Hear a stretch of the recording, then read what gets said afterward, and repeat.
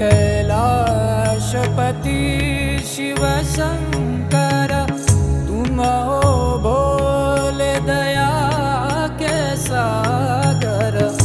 दूर करो सब दुख हमारे, दूर करो सब दुख हमारे।